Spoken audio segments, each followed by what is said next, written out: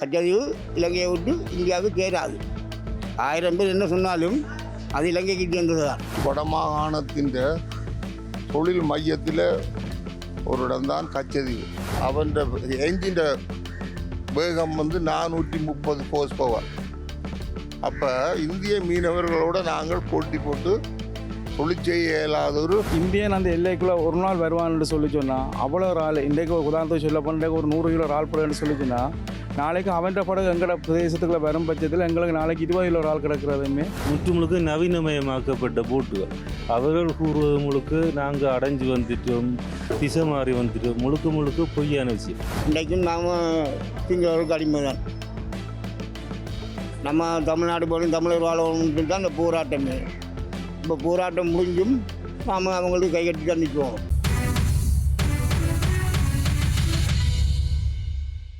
ஸ்ரீ காளிமாதா ஜோதிடம் உலக புகழ்பெற்ற ஜோதிடர் பண்டித் மகாராஜா. காதல், கல்யாணம், உத்தியோகம், வியாபாரம், கல்வி, குழந்தை பாக்கியம் மற்றும் மந்திர சூனிய பிரச்சனைகளுக்கு நிரந்தர தீர்வு. நீங்க கேள்விப்பட்டிருப்பீங்க, அண்மையில் தமிழ்நாட்டில் தேர்தல் நடந்தது.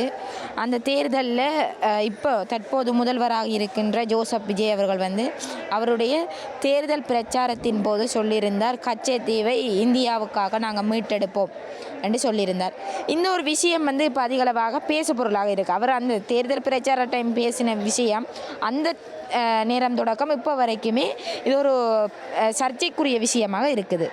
உண்மையிலேயே இந்த கச்சத்தீவை இந்தியாவுக்காக மீட்டெடுத்தால் எங்களுடைய இலங்கை மீனவர்கள் எந்த அளவுக்கு பாதிக்கப்படுவாங்க? ரொம்ப பாதிக்கப்படுவாங்க. ஆனால் அவர்கிட்ட சொல்லுபடி போகாது. கச்சத்தீவு இலங்கையை விட்டு இந்தியாவுக்கு சேராது. 1000 பேர் என்ன சொன்னாலும் அது இலங்கைக்கு சேர்ந்தது தான். பாரதிய 1000 சொல்லுவதாம், நான் 30 அவன் 30 அது போகாது. அது இலங்கைக்கு சொந்தமானது தான். இலங்கைக்கு அவங்களுக்கு கொடுத்துட்டா இலங்கை மீனவர் ரொம்ப கஷ்டப்படுவாங்க.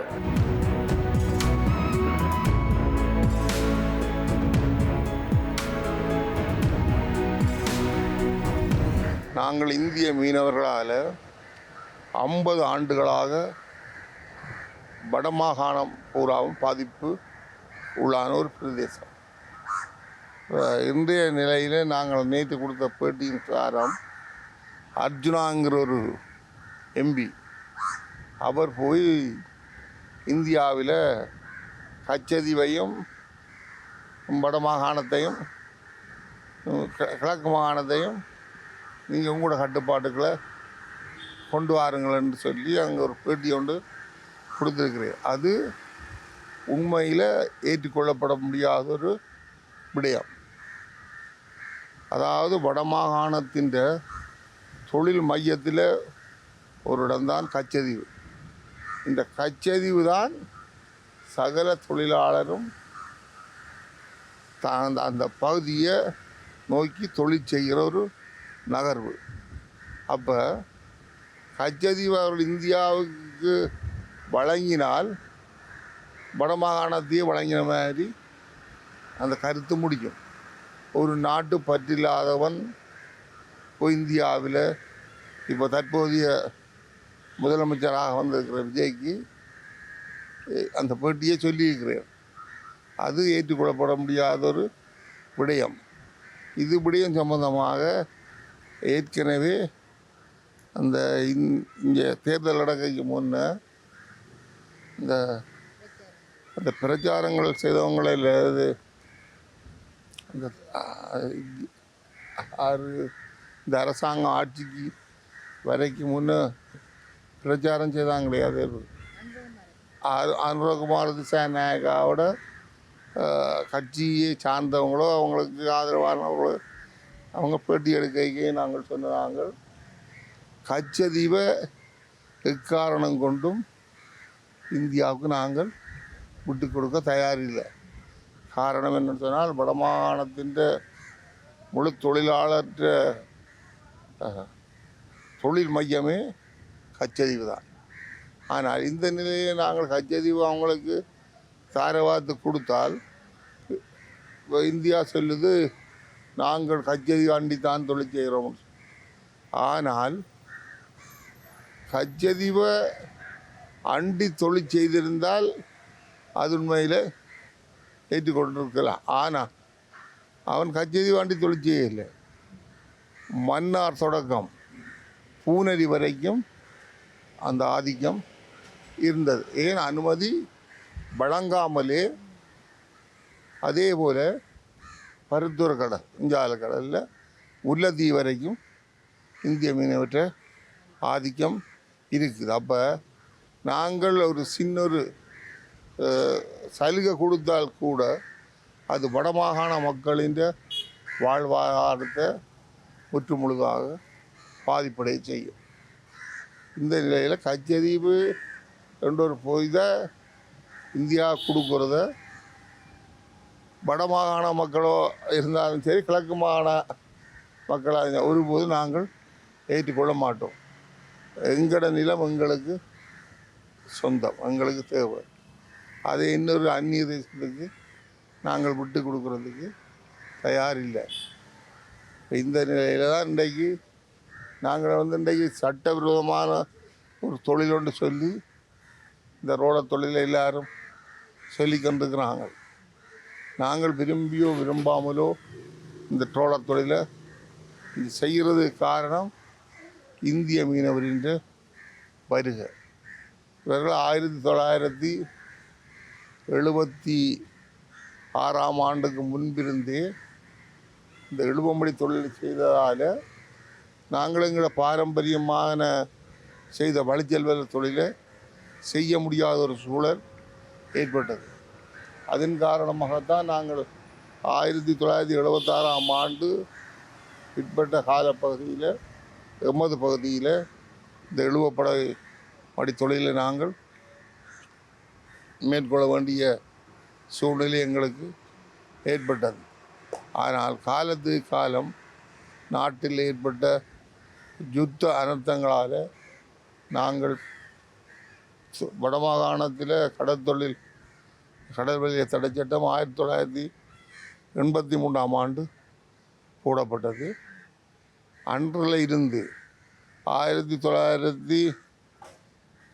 1990 முற்றுமுழுதான ஒரு நிரந்தர தொழிற்சாலை சட்டம் நாங்கள் 2002 தான் கடல்லையே நாங்கள் இறங்கி தொழிலை மேற்கொள்ள வேண்டிய சூழல் ஏற்பட்டது. அப்போ நாட்டில் ஏற்பட்ட யுத்த அனர்த்த காரணமாக. ஆனால் இந்திய மீனவர்களை இலங்கையின் முழு பகுதியையும் ஆளுமை செய்து வந்தவர்கள்.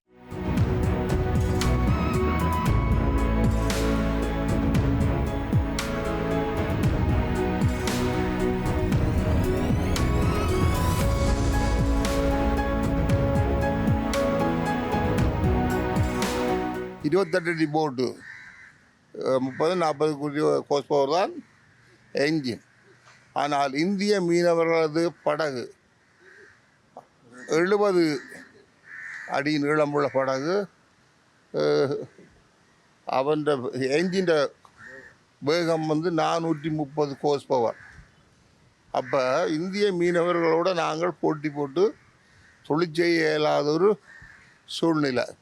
காரணம் என்னென்னு சொன்னால், இங்கே எங்களுக்கு ஒரு படகு உண்டு. இந்திய கடற்தொழில் அமைச்சரால் வழங்கப்பட்டது. அந்த படகுக்கு இலங்கை அரசாங்கம் அனுமதி அளிக்கையிலே அந்த படகு இங்கே தொழில் செய்யலாதுன்னு சொல்லி. ஆனால் இந்திய மீனவர்கள் அப்படியான படகுகளை தான் இங்கே தொழில் செய்கிறாங்க. அவங்க 1976 முன்னே 3 சிலிண்டர் ரஸ்டன் இன்ஜின் பாவிச்சு தான் அவங்க ஆதி காலத்தில் இழுவம்படி தொழிலை செய்தவங்க. இன்றைக்கு நம்மளோட நாட்டில் யுத்தம் ஏற்பட்டதோ நாங்கள் எங்களோட கடல் வளம் முற்று முழுதாக நிறுத்தப்பட்டுட்டு, அந்த வேளையில் இந்திய மீனவன் தனது கடல் தொழில் வளத்தை பெருக்கி கொண்டான். ஏன்னு சொன்னால் இங்கே தொழில் இல்லை, தொழிலெல்லாம் நிறுத்தப்பட்டிருக்கு. அந்த நேரத்தில் தான் இழுவம்படி தொழில் இந்தியாவில் கூடுதலாக விரிவடைஞ்சது. முந்தைய குறிக்கப்பட்ட இடத்துல தான் ராமேஸ்வரம் பகுதியிலிருந்து தான் அந்த தொழில்கள் வந்தது. ஆனால் இன்றைக்கு இந்தியா தமிழ்நாடு இல்லை வரைக்கும் இந்த இழுவ படகுகள் இருக்குது. இந்த படகுகள் முந்தி வடமாகாணத்து யாழ் மாவட்டத்தை தான் மையப்படுத்தி தொழில் செய்கிறோம். இப்போ தொழில் செய்கிறது கிழக்கு நம்மட அந்த முல்லைத்தீவு வரைக்கும் அவங்களோட தொழிலின் விஸ்தீரணம் அதிகரிக்கப்பட்டது.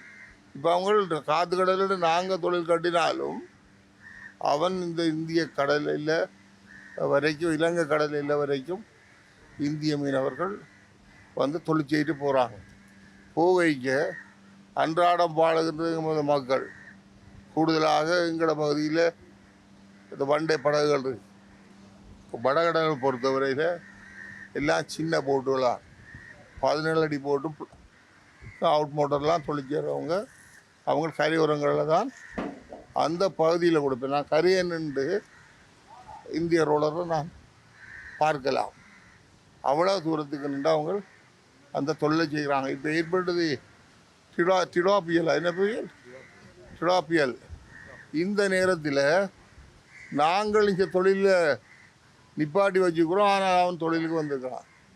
தொழிலுக்கு வந்து வடமாகாணம் பூராகவும் அந்த தொழிலை மேற்கொண்டு வந்திருக்கிறான். அப்போ அவங்களுக்கு காற்று கடலை பற்றி எந்த விதமான பிரச்சனையும் இருக்காது. காரணம் 70 அடி படகு, அதுக்கேற்ற வலு, 430 ஹோர்ஸ் என்ஜின், இப்படியான வலு கொண்ட இயந்திரங்களால் தொழிலை செய்யும் பொழுது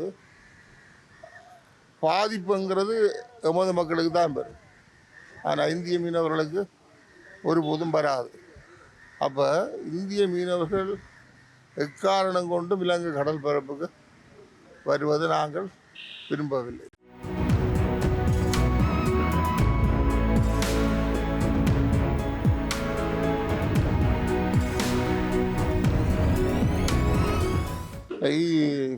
இந்த இழுவமடிக்கு எதிரான சட்டம் வடமாகாணத்தில்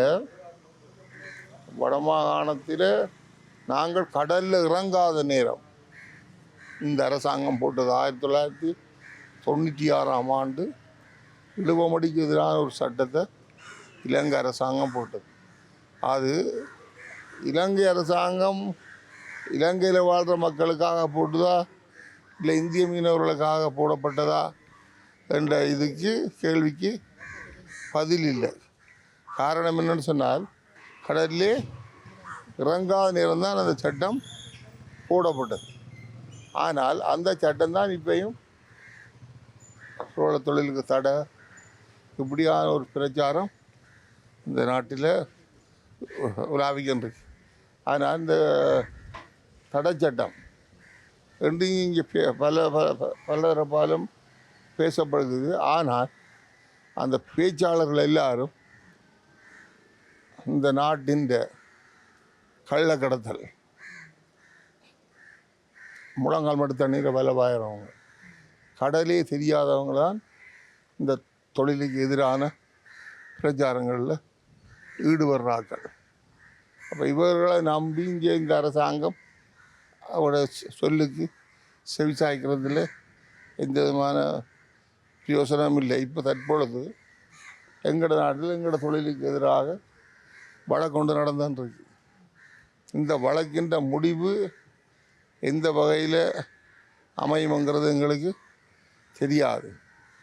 இதேபோல் இப்போ ஆளுமையில் இருக்கிற தமிழ் இந்த ஸ்ரீலங்கா, அதாவது தேசிய மக்கள் முன்னணி சொல்லுது எங்களை இந்த தொழிலை விட்டுட்டு வேறு தொழிலை செய்ய சொல்லுது.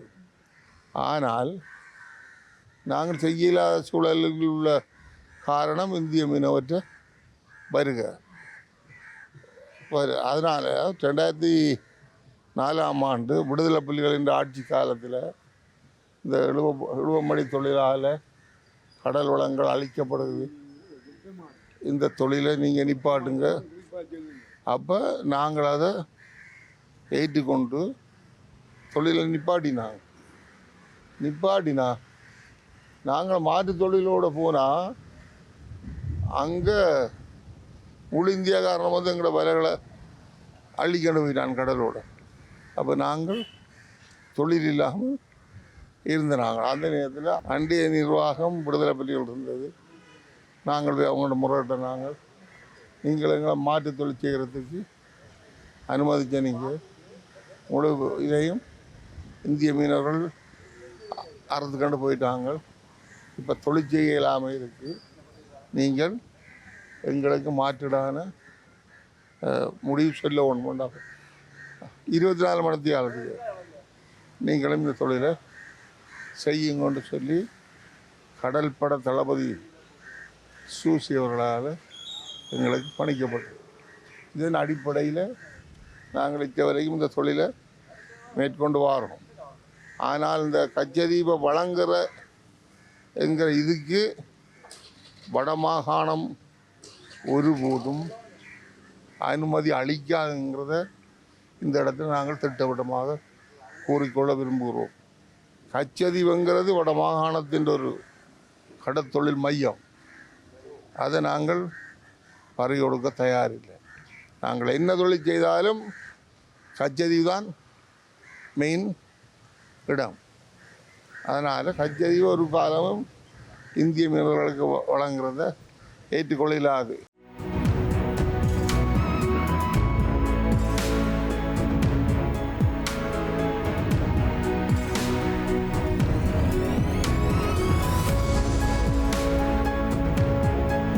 நீங்கள் குறிப்பிட்ட போல ஐயா, இப்போ கச்சதீவை மீட்டெடுப்போம்ண்டு இந்தியாவில் இருக்கிற ஒவ்வொரு அரசியல்வாதிகளும் அவங்களுடைய அந்த பிரச்சாரத்தின் போது வைப்பாங்க.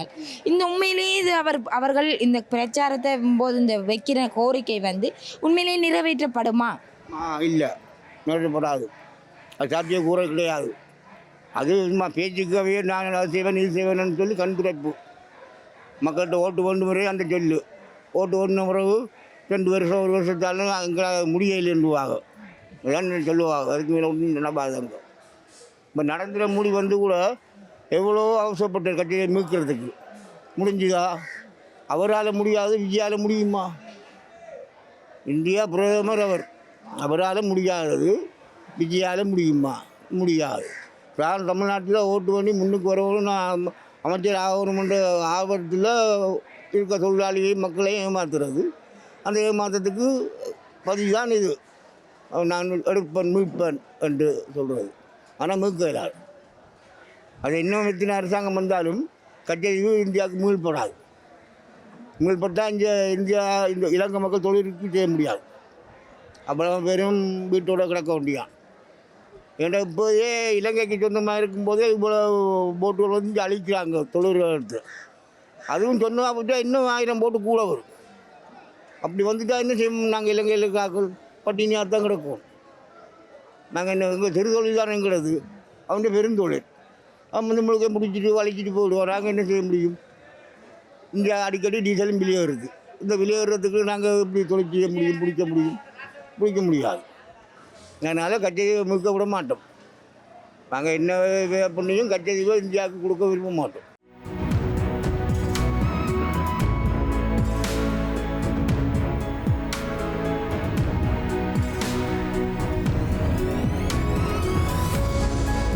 விஜயவர்கள் வந்து அவருடைய பிரச்சாரத்தின் போது கச்சதீவை மீட்டெடுப்போம் என்ற ஒரு பிரச்சார கோரிக்கையை முன்வைத்தார். இப்போ இந்த அரசாங்கம் அவர் அந்த கோரிக்கையை முன்வைத்து ஒரு 2 நாட்களிலேயே எங்களுடைய ஜனாதிபதி அவர்கள் கச்சதீவை போய் பார்வையிட்டும் வந்திருந்தார்.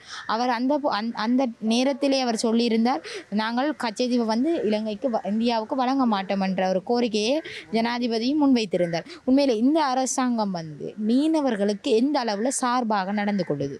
இந்த அரசாங்கம் தொழிலாளிகளுக்கு மீனவர்களுக்கு சார்பாகவே தற்பொழுது இயங்கிக் கொண்டிருக்கிறது. அதில் எந்த மாற்று கருத்தும் இருக்கையில். ஆனால்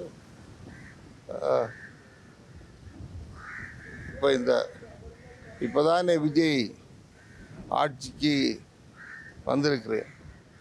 இப்போ வந்து இதுவரையில் இந்திய மீனவர் சம்பந்தமாகவோ இல்லை இலங்கை மீனவர் சம்பந்தமாகவும் இவர்கள் எந்த விதத்திலும் தொடர்புகளை ஏற்படுத்த இல்லை. தொடர்புகள் ஏற்படுத்தப்படும் பொழுதுதான் அதின் உண்மை நிலை எங்களுக்கு தெரியும். என்னோட இட்ட வரைக்கும் எங்களோட தொழிலாளர்களுக்கு எந்த விதமான பிரச்சனையும் இந்த அரசாங்கத்தால் ஏற்பட இல்லை.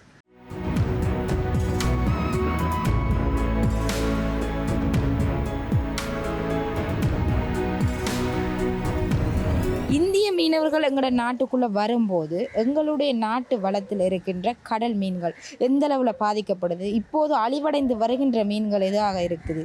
இப்போ எங்களை நாட்டை பொறுத்த அளவில்ங்க தொழில் இந்தியன் வந்தால் எங்களுக்கு 100% பாதிப்பு தான். இப்போ நாங்கள் உதாரணத்துக்கு சொல்ல போனால் ஒரு கக்கடதீவு பகுதியோ இல்லாட்டி கச்சத்தீவோ நெடுந்தீவு பகுதியில் நாங்கள் தொழில் செய்யும் போது எங்களோட இயந்திரத்தால் அந்த மீனையும் இறாலை அடித்து பிடிக்க இயலாது. அதே இறாலை இந்தியன் அந்த எல்லைக்குள்ளே ஒரு நாள் வருவான்னு சொல்லி சொன்னால் அவ்வளோ இறால் இன்றைக்கு உதாரணத்துக்கு சொல்ல போனால் ஒரு 100 கிலோ இறால் படம்னு சொல்லி சொன்னால் நாளைக்கு அவன்ற படகு எங்களோட பிரதேசத்துக்குள்ளே வரும் பட்சத்தில் எங்களுக்கு நாளைக்கு 20 கிலோ இறால் கிடக்கிறதுமே குறைவாக தான் காணப்படும். அப்போ அதால் எங்களுக்கு இங்கேருந்து தொழில் கடலுக்கு போய் வந்தால் எங்களுக்கு 35,000 ரூபா செலவு. அப்போ 20 கிலோ இறால் பிடிச்சா எங்களால் தொழில் மேற்கொண்டு செய்ய முடியாது. அப்போ அந்த விதால் இந்த பகுதிக்குள்ளே இந்தியன் வாரது எங்களுக்கு ஒரு பாரிய ஒரு பிரச்சனை என்ற இடத்துல இந்த இடத்துல நான் கூறிக்கொள்ள விரும்புகிறேன். அண்மையில் இப்போ தமிழக தேர்தல் இடம்பெற்று ஜோசப் விஜய் முதல்வராக தெரிவு செய்யப்பட்டிருந்தார் தானே, அதற்கு பிறகு கடல் தொழில் சார்ந்த சமூகத்தினர் வந்து அவருக்கு ஆதரவு தெரிவித்திருந்தாங்க. அந்த ஒரு விஷயத்தை நீங்கள் எப்படி பார்க்குறீங்க? கடத்தொழிலாளி அவருக்கு ஆதரிக்கிறது உண்மை. ஆனால் நாங்கள் அவர்கிட்ட தயவாக கேட்கிறது இந்திய மீனவர் இலங்கை கடல் பிறப்புக்குள்ளே வரக்கூடாதுன்றதை அவர் இப்போ முதல்வர் இருக்கிற காலகட்டத்தில் அவர் அதை ஒரு கவனமாக கையாள வேண்டிய ஒரு விஷயம். அவர் என்று சொன்னால் இந்திய மீனவர் இப்போ இந்த சித்திரை மாதம் 14ஆம் தேதிக்கிடப்பட்ட அதுக்கு முற்பட்ட பகுதியில் இந்திய மீனவரை இலங்கை கடற்படை பிடிச்சு கொண்டு வந்தது. அதில் 90ஆம் ஆண்டு இடம்பெயர்ந்து போன எங்கட ஒரு ஆளுரால் கைது செய்யப்பட்டவர். அப்போ அவரை நாங்கள் கார்னரில் தச்சியில் சந்திக்க வேண்டிய ஒரு சூழல் ஏற்பட்டது. அப்போ அவர் எங்களுக்கு சொன்ன ஒரு வார்த்தை, தங்களை அங்கத்திய முதலாளிமார் இலங்கை கடற்பரப்புக்குள்ளே போகிறோன்னு சொன்னால் தான் தொழிலை அனுமதிப்பேன். அப்படி தான் அவர் சொல்லிக்கிறேன். அப்போ இப்போ இந்திய தொழில் அந்த போட்டுகளை பார்த்தீங்கன்ற உங்களுக்கு தெரியும், முழுக்க நவீனமயமாக்கப்பட்ட போட்டுகள். அவர்கள் கூறுவது முழுக்க நாங்கள் அடைஞ்சு வந்துட்டோம், திசை மாறி வந்துட்டோம், முழுக்க பொய்யான விஷயம். அவர்கள் வாரது முழுக்க இலங்கை கடற்பரப்புக்குள்ளே வர வேண்டும் என்று தான் வாரது. இலங்கை கடற்படையினரை குற்றஞ்சாட்டினோம் என்னென்னு சொன்னால், தாங்கள் கச்சேரிக்கு அருகில் மீன் பிடிச்சி கொண்டிருக்கைக்குள்ள தான் தங்களை பிடிச்சதுன்னு சொல்லி எல்லாம் முழுக்க போய் அவங்கள சரியாக நீங்கள் நியூஸ்களில் பார்த்தா தெரியும். முழுக்க பிடிச்சது நெடுந்தீவு கடற்பரப்பில் பிடிச்சிருக்கணும், எழுது கடற்பரப்பில் பிடிச்சிருக்கணும், பரித்துறையில் பிடிச்சி முழுக்க இலங்கை கடற்கரை உரங்கள் தான் அவர்களை பிடிச்சிருக்கிறாங்களே இல்லையே.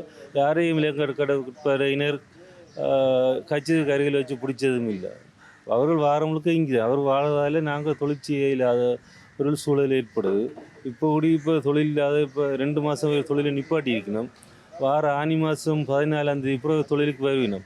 வந்த அவைகள் வாரது முதல் நாங்கள் எங்களோட கடத்தொழில் வழக்கப்படி சொல்ல பனங்காணி மணியாண்டு நெடுந்தி மேற்கு பக்கத்தில் இருக்கிற முன்ன அங்கே தான் முழு படகும் வரும், ஆயிரக்கணக்கில் வரும். நாங்கள் சில நேரத்தில் மடியை எழுத்துக்கொண்டு வீட்டு ஓடி வந்திருக்கிறோம், தொழில் செய்யலாம். அப்போ இப்போ இருக்கிற மதிப்புக்குரிய முதலமைச்சர் அவர்கிட்ட நாங்கள் விநியமாக இருக்கிறது, இலங்கை கடற்பரப்புக்குள்ளே இந்திய மீனர் வாரதை அவர் தடுக்க வேணுமென்றது தான் நாங்கள் அவர்கிட்ட கேட்டுக்கொள்கிறோம்.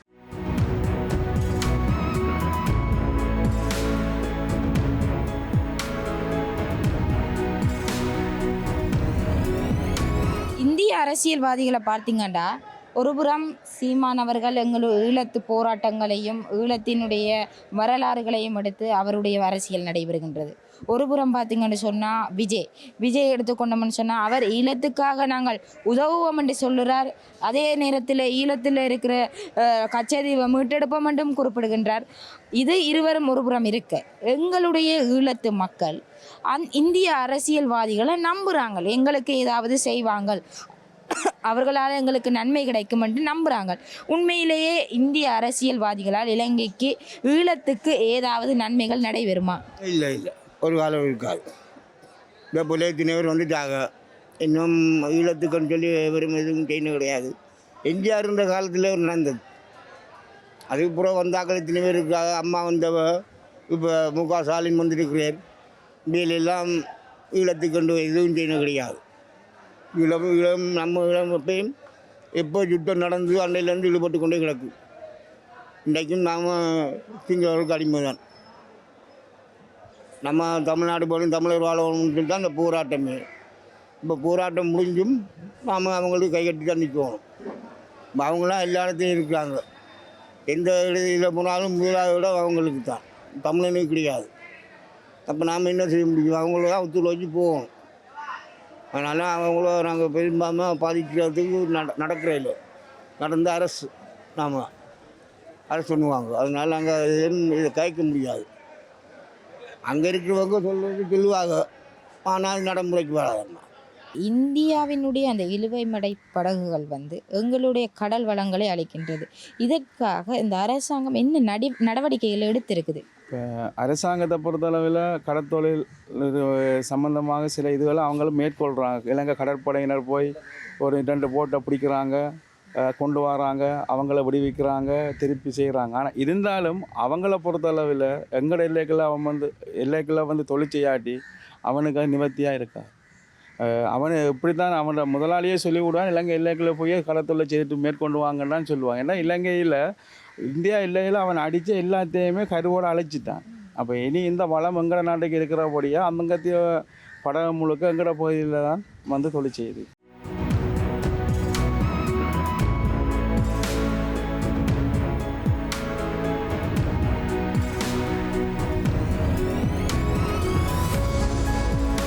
கச்சதீவு எங்களுடைய வளமாக இருக்கும் போதே இவ்வளவு இந்திய மீனவர்களுடைய அந்த அட்டகாசம் என்பது இடம்பெற்று கொண்டிருக்கு.